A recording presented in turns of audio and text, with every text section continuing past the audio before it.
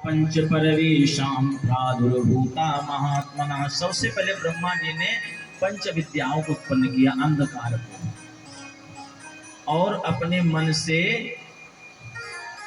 सबसे पहले ब्रह्मा जी की सृष्टि में 4 ऋषि उत्पन्न किए, सनक, सनंदन, सनातन, सनत कुमार।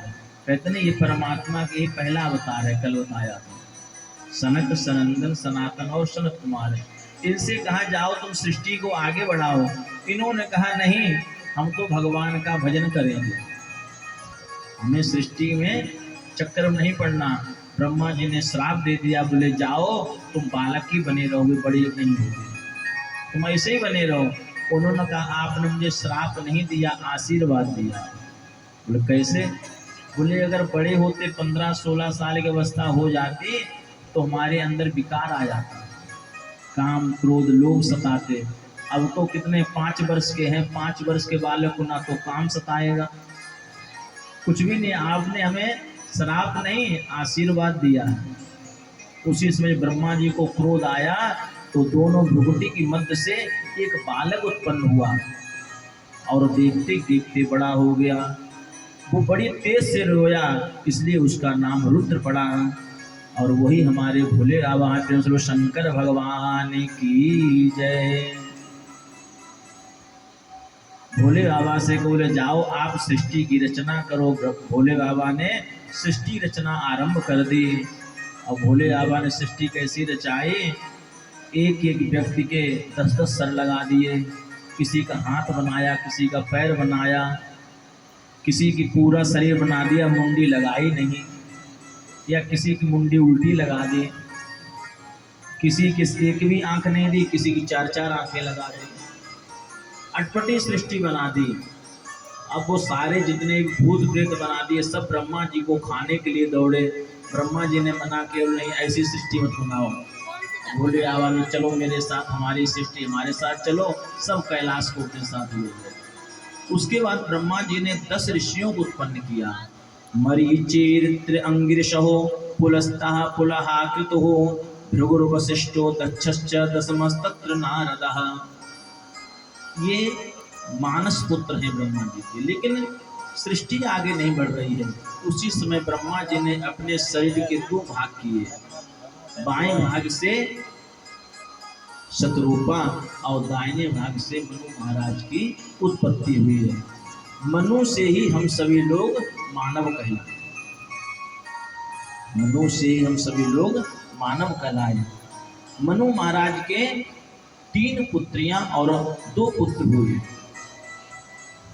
पुत्रियों के नाम आकुति, देवहूति और प्रसूति, और पुत्र थे उत्तानपाद और प्रियव्रत। ब्रह्मा जी ने सृष्टि में और उत्पन्न किया। ब्रह्मा जी के हृदय से धर्म की उत्पत्ति हुई और पीठ से अधर्म की उत्पत्ति हुई।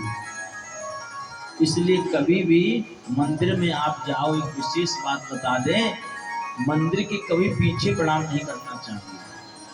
कई माताएं होती है ना कि मंदिर के पीछे वाली दीवार होती है, वहाँ अपनी सर मत्था रगड़ती है। कभी मंदिर के सामने प्रणाम करना चाहिए, मंदिर के पीछे प्रणाम नहीं करना चाहिए। भगवान के पीठ में अधर्म निकला है, उस समय आप अधर्म को प्रणाम कर रहे हो। इसलिए किसी मंदिर में जाओ, सामने से प्रणाम करो, उसके पीछे वाली दीवार को प्रणाम नहीं करना चाहिए। इस प्रकार आगे, और इन्हीं की छाया से ब्रह्मा करदम जी उत्पन्न। उनसे कहा कि आप जाओ सृष्टि की रचना करो। करदम जी ने तपस्या की भगवान की और उनसे वरदान मांगा कि हमें सृष्टि तो आगे बढ़ाना चाहते हैं, लेकिन सृष्टि बढ़ाने के लिए एक सुयोग पत्नी की आवश्यकता है। बोले जाओ, आपको स्वयं मनु महाराज अपनी पुत्री का विवाह करने के लिए आएंगे। आज मनु महाराज अपनी पुत्री देवहूति को लेकर और करदम ऋषि के पास पहुंचे और करदम ऋषि के साथ में अपनी पुत्री का, देवहूति का विवाह कर दिया। और करदम जी तो ठहरे बाबा बैरागे, उन्होंने देवहूति के साथ में लेकर गए और तपस्या पे बैठ गए। कई हजार वर्षों तक तपस्या की और इधर जब उनकी समाधि खुली तब तक देवहूति जो वृद्ध हो चुकी थी। अब वो जब समाधि खुली और उसके बाद में वो आए, उनसे पूछा, देवी आप कौन हैं? क्या पूछा? अगर आज ये टाइम ऐसा होता तो बोले, अगर बाबा जी बनना था, ये पूजा पाठ करनी थी तो शादी क्यों किया? तो यही कहा ना।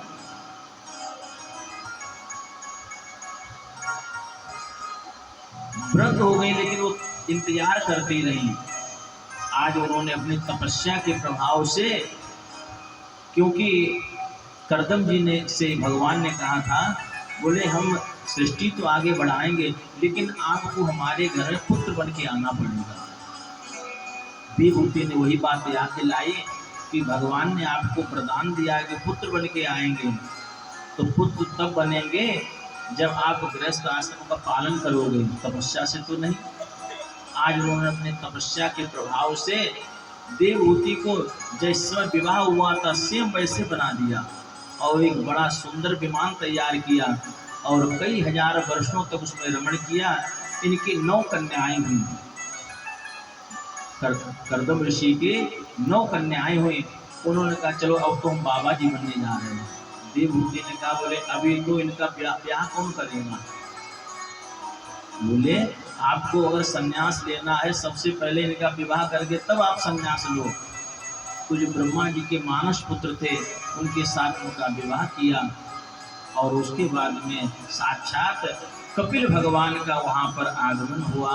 वहाँ उनके यहाँ पुत्र रूप में प्रकट हुए। प्रेम से लोग कपिल भगवान की जय जय।